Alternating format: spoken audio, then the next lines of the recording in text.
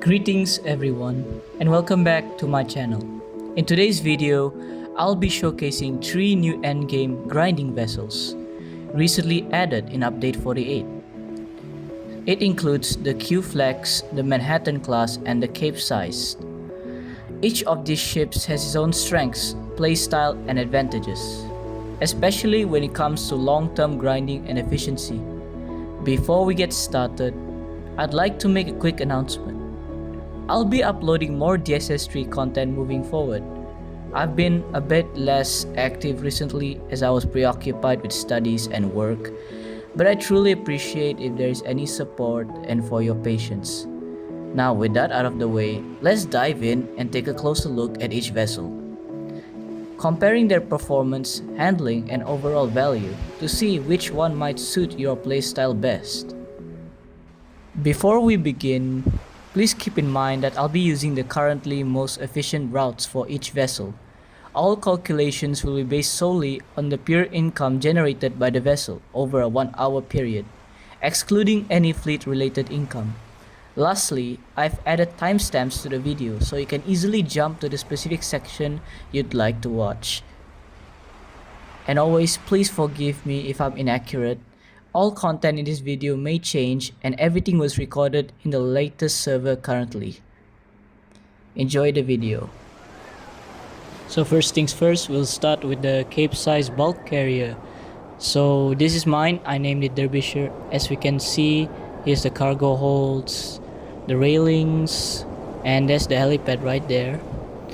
And as we can see, we can also see some pipings all the way to the superstructure, which it has 2 lifeboats and a funnel, one funnel, and I put a Malaysian flag there.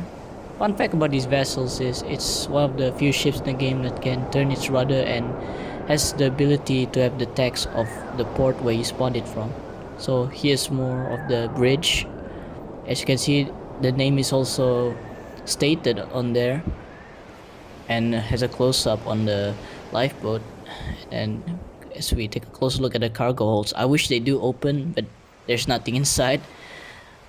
I like the feature of the helipad though. I like that decal. And as we move up, there's a, not sure what this box is in quite in the middle, but here's the stairs to board the vessel when from port.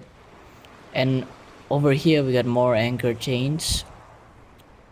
Well, it won't end up like the real Derbyshire, but this is a Capesize. You can see the bow. I like how it's shaped like that, and we can see the rusty anchors.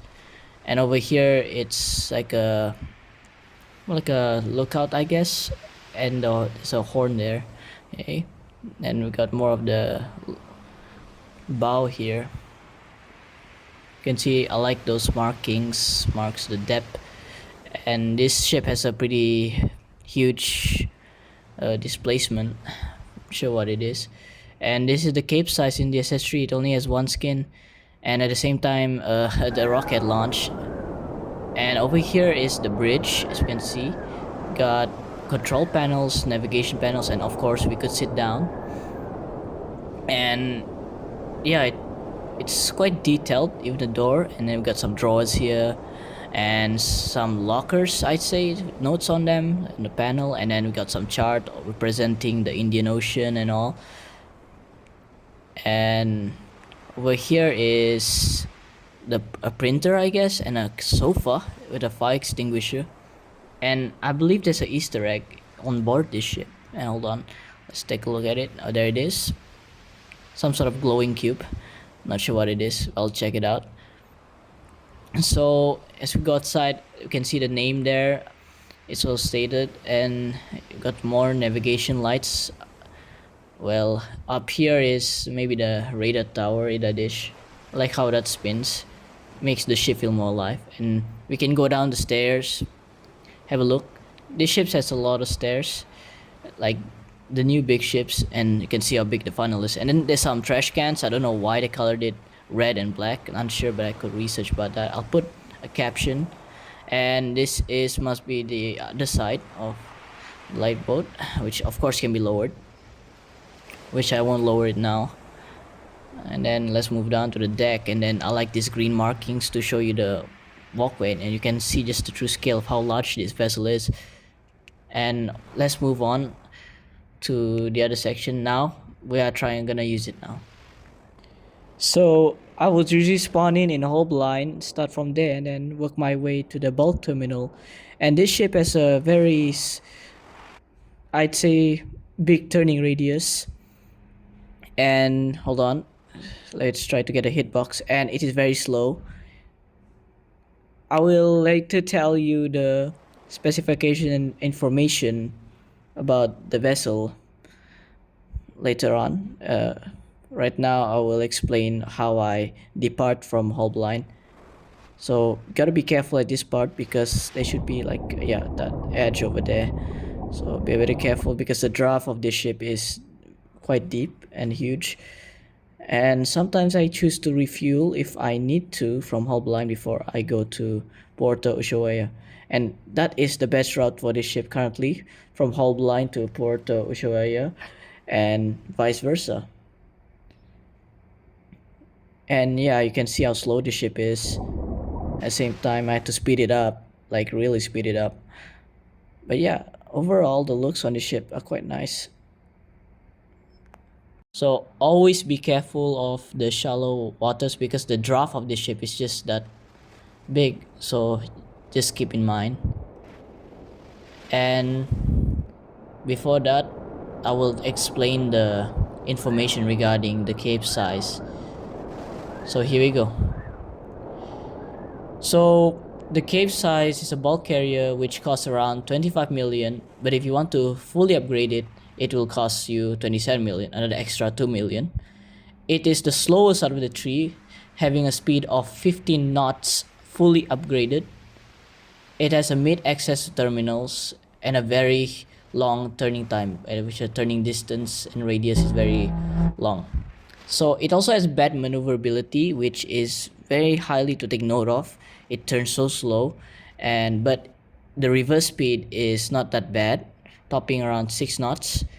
It should be refueled every time it arrives at hull blind, because you can double back. You can go to Puerto Ushuaia and come back to hull blind with refueling, and yeah, it should be refueled at hull blind. It makes around 500,000 and 14,000 per cell, and that's on the route I'm using right now. And I would recommend this vessel to players that have a play style of being AFK, and yeah, because this ship takes a long time to get to a destination. But there's one thing to take note of, is that at one point on the trip you have to pass like a bottleneck, and that's where the marker is, right in front. That's where I marked it. And at one time I collided with that reef and I lost all my cargo. So keep note whenever you're maneuvering, do not fully go off AFK, and take note of the time. By the time you reach the first checkpoint, which I said you must maneuver your way, you can use your camera to clip through. And I highly recommend to just watch your heading, because there's a high chance you can crash there and run aground. I will not forget to mention, this ship earns about 37,450 credits per nautical mile.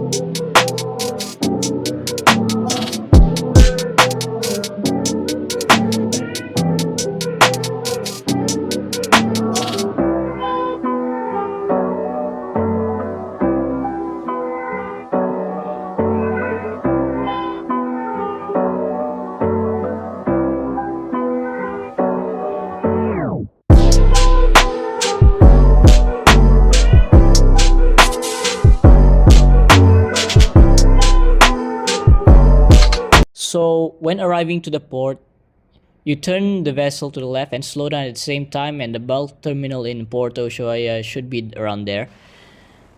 And I don't recommend clipping into other ships because one time I ran aground while docking, so take note of that. This ship is very huge and mainly the draft.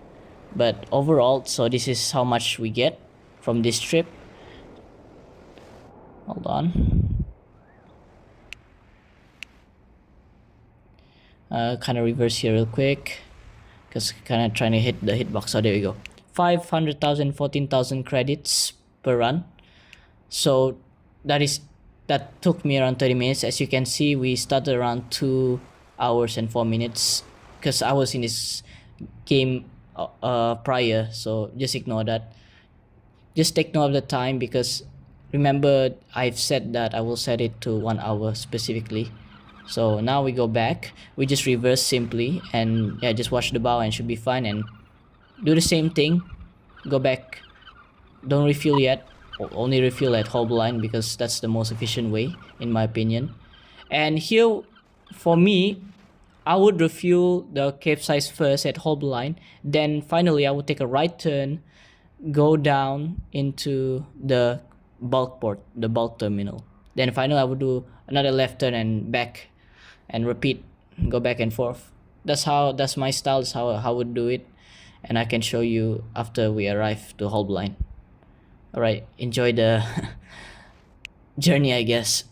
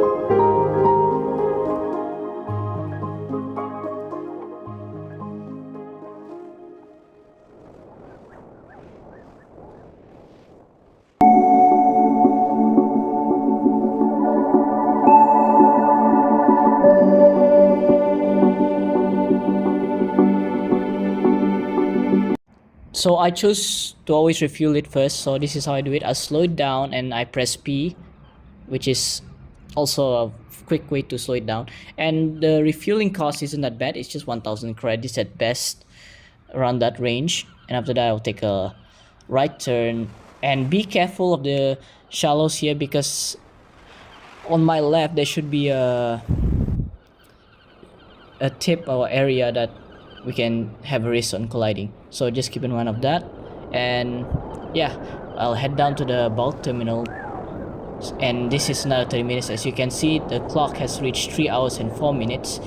If I remember, this journey and run is late approximately 4 minutes from the actual 1 hour, but it still counts.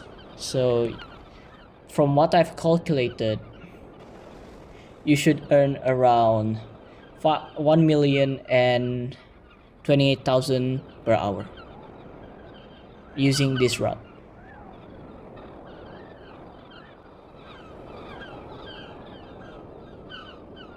Before we get into the summary, I will now showcase the horn of the Capesize.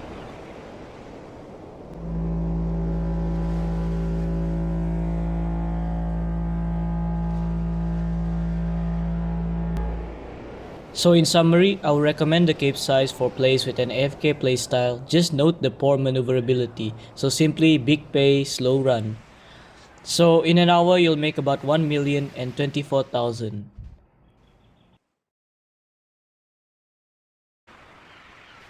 So next up is the Manhattan class. So this is mine. I'm using the roar skin of it, and I named it Denver Mus based on a real life ship.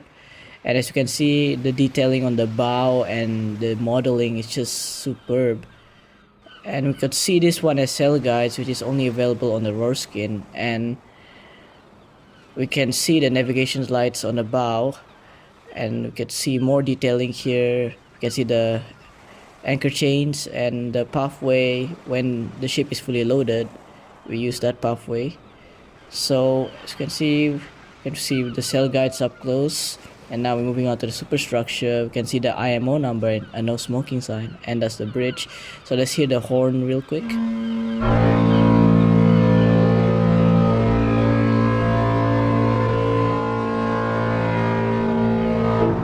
Okay, so now moving on, we could see the Sea Cloud lifeboat on both sides, and we can see a deck of stairs on the superstructure, and we can see the funnel here, which you can put a logo on it, and you can see navigation lights and one of the horns of the ship, and we could see more of the sail guides, and we could see a support beam here, which is only available on the roar skin.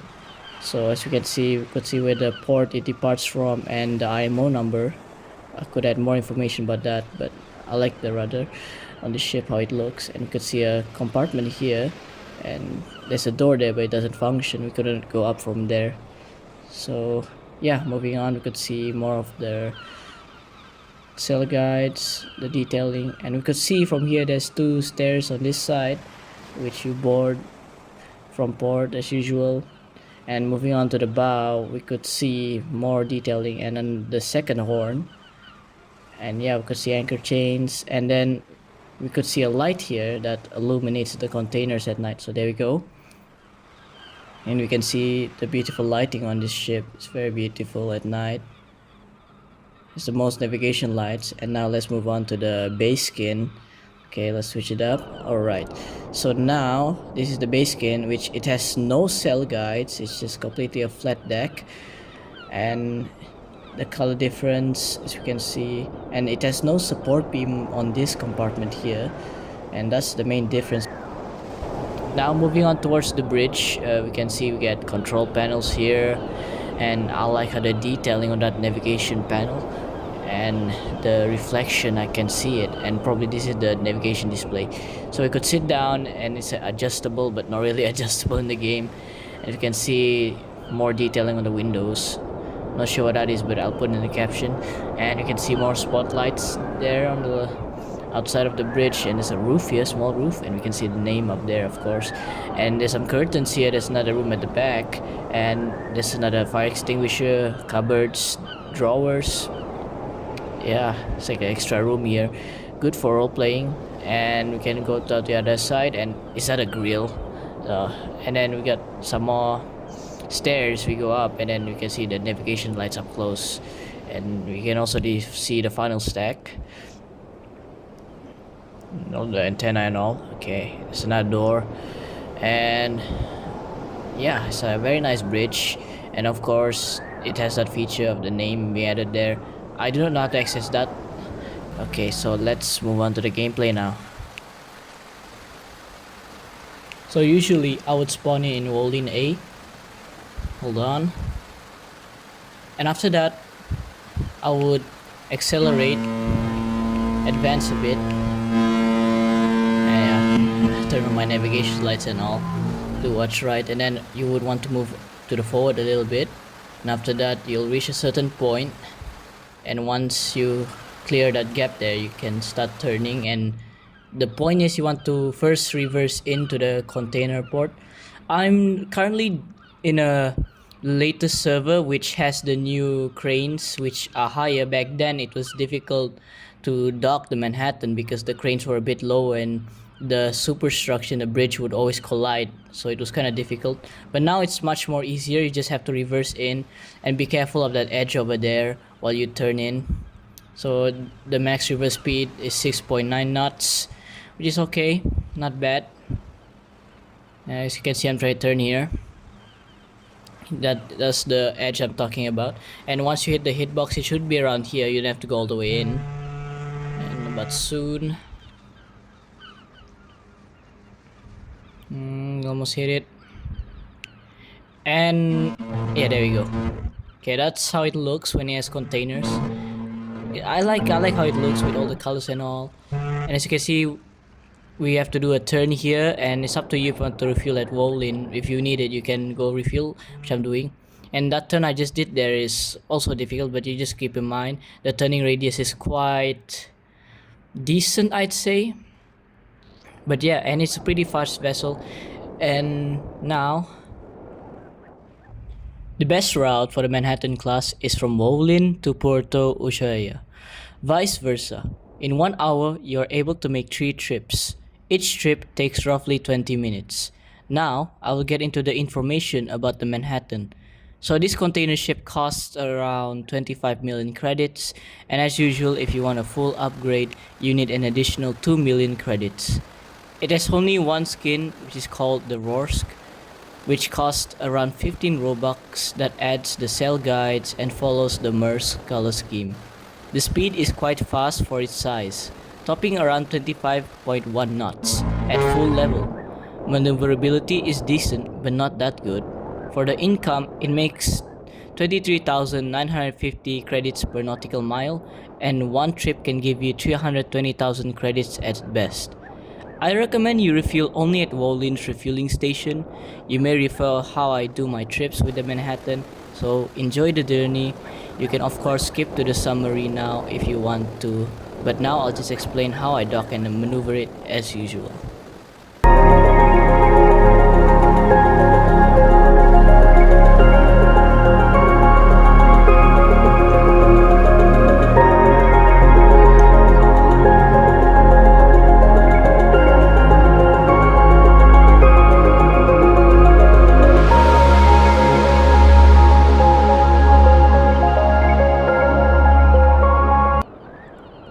So around this point, I would usually start to slow down now, since the turning radius is quite bad or just huge. So as you can see here, we slowed down now, and I start to make a left turn because the container terminal is right there. So just keep turning in.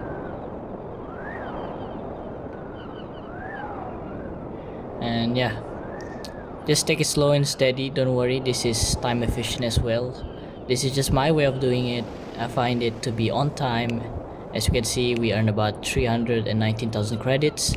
And after you load back the containers, you just reverse out and be careful of the bow. It's quite long, so it has a bulbous bow. So yeah, sometimes you can get hit on the dock itself. So just try to reverse and also be careful. After you reverse out and turn your way, I think that's all for the docking at Puerto Ushuaia.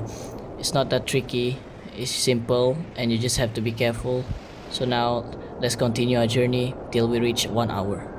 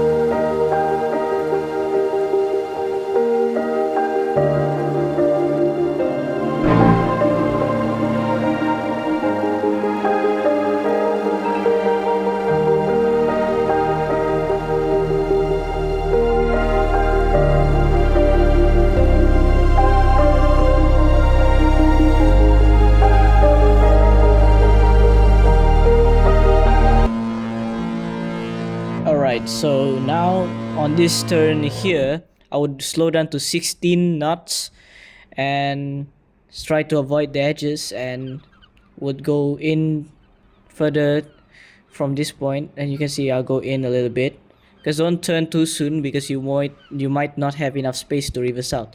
So once you go a bit in, you start to turn to make a left turn. You make a left turn into the container terminal, and try not to scrape your bow on the port, but it should be fine from this point. Should be simple, since the hitbox is easy to hit from now. And just keep in mind, this is also a long vessel, and I should be hitting the port hitbox anytime soon. And there we go, we got 319,000 credits. Now we load back, we can make one more trip. As I said, in 1 hour this ship makes around 3 trips at best. So now reversing should be a bit tricky, since you have to watch out for the bow and at the same time watch out for your stern, because there's a shallow part here. You see this island at the back, that's the shallow part you have to watch out. But since we went in a bit, we have enough space to turn out, and once you reach this point you stop and then start to turn slowly. And if I were to say from experience, try not to clip through any ships, because it's quite buggy. All I can say, it's not exactly as buggy as G2, but I just don't recommend it.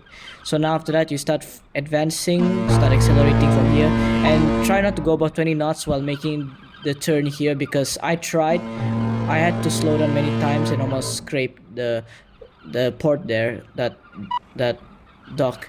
So now after you pass that turn, you can accelerate fully. And I would refuel now, because usually only refill at Wolin, because it's easily accessible and won't slow you down, I can say. Now should be fine, and then you can enjoy the rest of the journey, since I will be making the last trip and should hit exactly 1 hour. So yeah.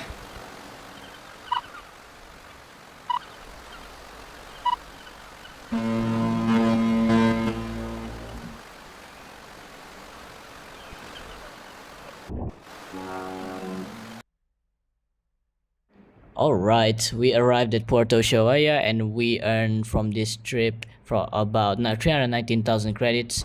So overall, I calculated all our income combined from the street trips. It rounds about 957,000 credits an hour, exactly on the dot. And personally, I would recommend this ship to people with active playstyle, since in 1 hour you have to do 3 trips, and 1 trip is 20 minutes. And it also needs experience, because you must know when to stop, when to turn and all.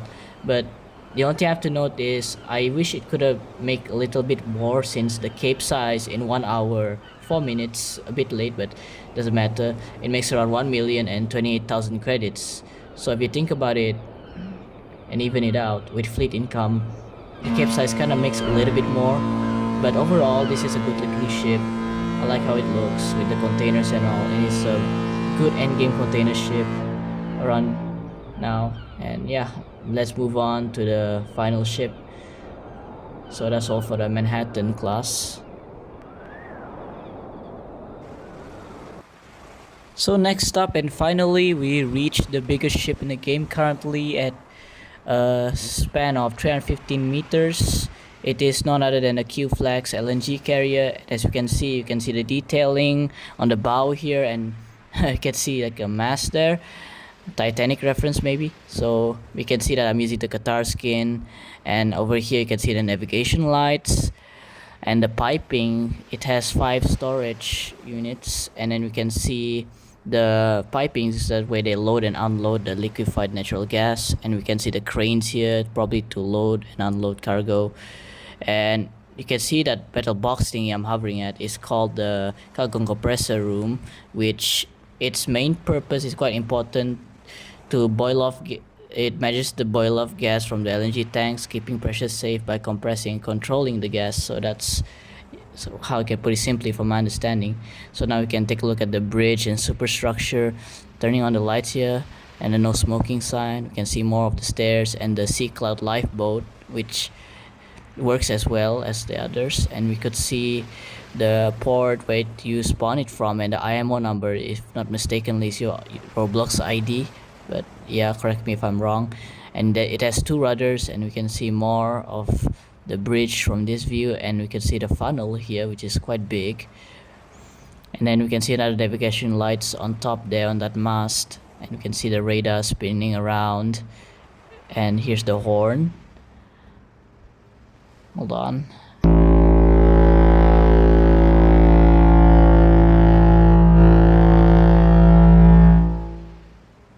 So it exactly sounds like the Capesize horn.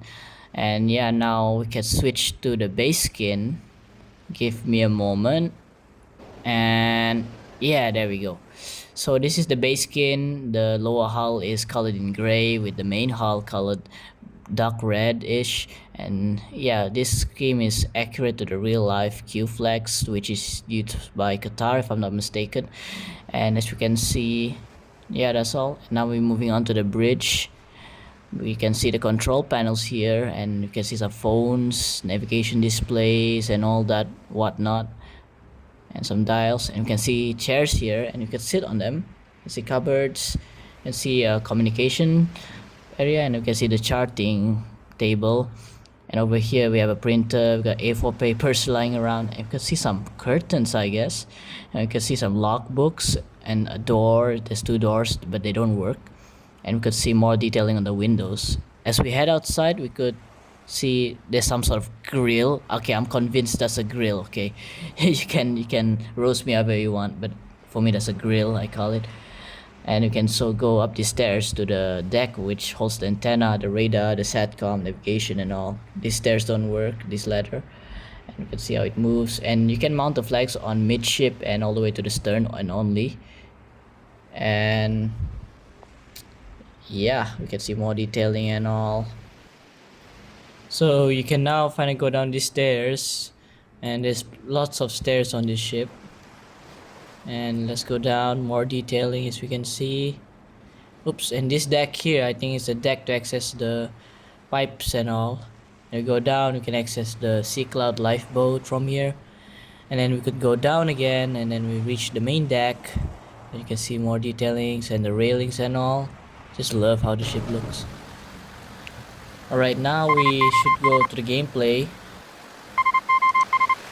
So usually I would spawn in around hull blind A, and after that I would reverse my way out. If you're familiar with LNG and the playstyle with the spirit tankers and all, should be the same.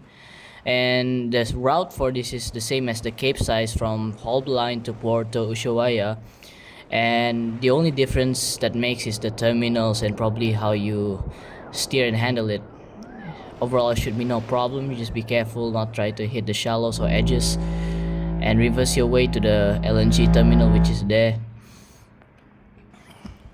So let's reverse our way in, and the reverse speed is quite, I think, the fastest out of them, out of the 3, and it has a reverse speed of around 8.7 knots.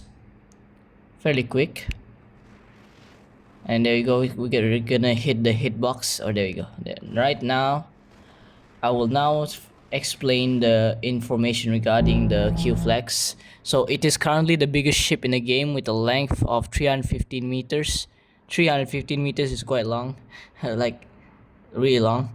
It has only one skin, which is the guitar that I'm using right now, which costs around 15 Robux. It has a more of a green and bluish color scheme, and a new pattern is visible on the cargo hold outer walls. It costs the same as the others, around 25 million credits, and for the additional upgrades you of course need an additional 2 million credits to fully upgrade it. For its size, it has a decent top speed of 18.1 knots fully upgraded, but the maneuverability is mid but manageable with experience. It is recommended it should be refueled only at Puerto Ushuaia for maximum efficiency and possibly save a bit of time. For the income, it makes around 30,970 credits per nautical mile, and by using its best route that I'm using right now, you get 424,000 credits in a span of 24 either 26 minutes per trip. It depends, but you should be expecting that range of time. So now let's enjoy the journey and let's see how much we get per hour.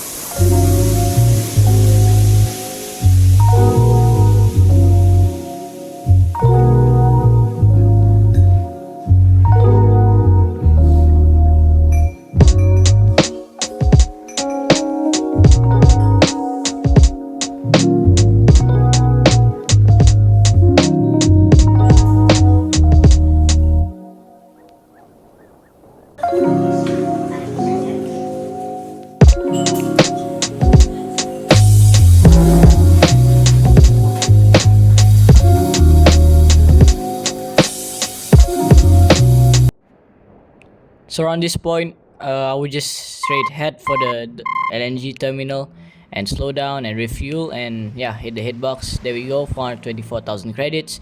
And to just get out, you just simply have to reverse your way out. I would reverse this way I will reverse to my right and watch out for the bow, but should be a problem. And try not to hit the shallow area. It like this to my right, I think. Yeah, that part, you see that island there, the beach. You have to be careful about that. But overall, once you start turning and you have enough room to turn your bow, you should just stop and just turn all the way and start advancing and accelerating. And just keep in mind, look, I'm trying to be careful of the shallows that I mentioned there. And after that, it should be no problem if you reach this part. And yeah, just repeat the process and yeah, go back to hull blind. So enjoy the rest of the journey, I guess.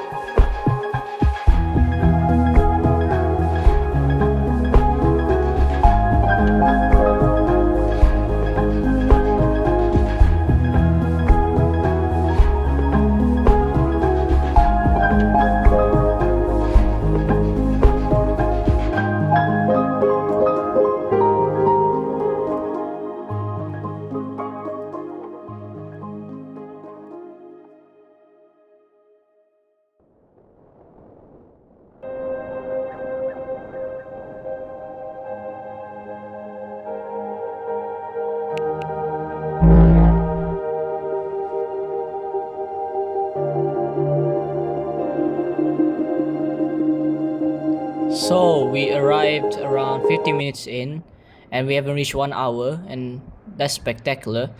But now for docking at Hobline, you just do this, you just go straight in and just be careful. Another 434,000 credits. So now load back in, and you do not have to refuel here. You can go back to Puerto Ushuaia and refuel there, as I mentioned. And I will continue the journey since I haven't reached 1 hour yet. So I will just continue since I was just experimenting too. It's a learning curve for me how much it actually earns. Since the trip takes around 34, either 26 minutes, I decided to give it another go to see if how much it can do, how much time it takes. So if you want to count that it makes 2 trips per hour, you can, but if you want to count it makes 3 trips around roughly an hour ish, you can also, but I will leave it to the summary and it's for you to decide. I'm not here to say which one earns more and all, because this ship it is quick, faster than the Capesize. So I guess we arrived around 50 minutes in at Hobline, so I decided to make another trip to experiment with it. So it's up to you what you prefer or choose on your preference. Yeah, so I'm making my last trip back. I will just cut the clip instantly once we arrived.